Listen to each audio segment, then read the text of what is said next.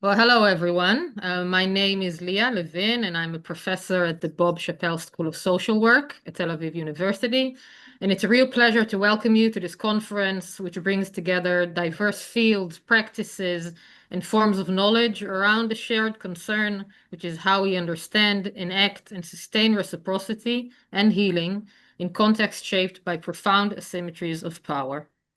And I would like to begin with a question that I hope will resonate throughout our conversations over the coming days, which is, what does it mean to uphold solidarity in a world marked by unequal exposure to harm, and how can solidarity extend beyond familiar human boundaries? In his book, Emile, or On Education, French philosopher Jean-Jacques Rousseau writes, "We pity in others only those evils which we ourselves might come to suffer." In this, he epitomizes one of the basic challenges impeding solidarity, that it is often erroneously seen as conditional upon identity or identifying with those outside our most immediate circles of similarity and concern. As such, it essentially involves drawing boundaries between those whose suffering is rendered visible and intelligible and those whose pain remains marginalized, dismissed, or even considered a threat. It follows that solidarity is always embedded within social, political, and institutional structures. In this context, I would like to urge us to view solidarity as a dynamic field of negotiation. We must interrogate who solidarity serves, who it excludes, and what forms of power it either reinforces or resists. By foregrounding reciprocity, we already unsettle a familiar hierarchy. Reciprocity does not deny asymmetry. Rather, it insists that asymmetries must be acknowledged, transformed, and ethically engaged. To guide these reflections further, I want to very briefly draw on three interrelated concepts: voice, choice, and influence, that are central to any work on agency and empowerment, situating them within broader understandings of solidarity as a justice-oriented practice. Voice is often reduced to speech or representation. I challenge us to think of voice as a relational achievement rather than an individual possession. Voice is not just the ability to speak, but the possibility of being recognized as a subject whose expressions matter within a given social and political order. Expanding solidarity, in this sense, involves cultivating forms of listening attuned to power dynamics. It also means recognizing that some voices are deliberately obscured by legal frameworks, institutional routines, and cultural assumptions that preemptively define who counts as a legitimate speaker.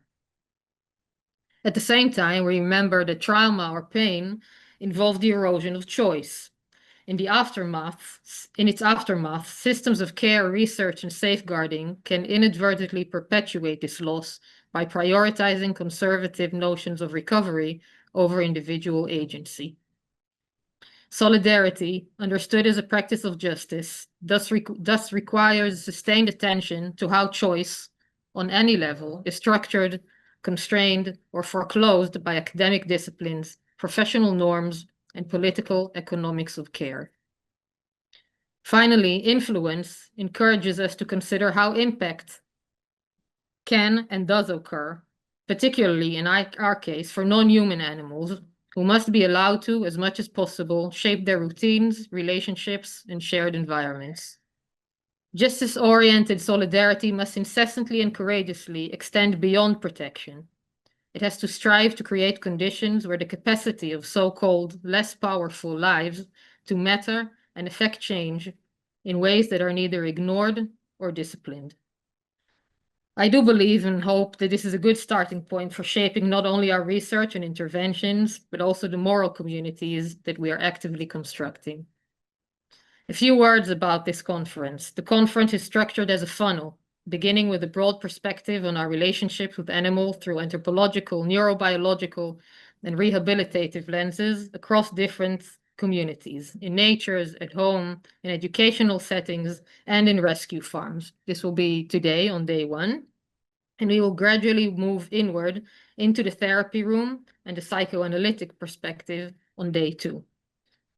Some of the leading lecturers from around the world in Israel have come together for this conference in what I find is a truly inspiring way, investing many hours of preparation and dialogue in order to refine and distill the content for participants.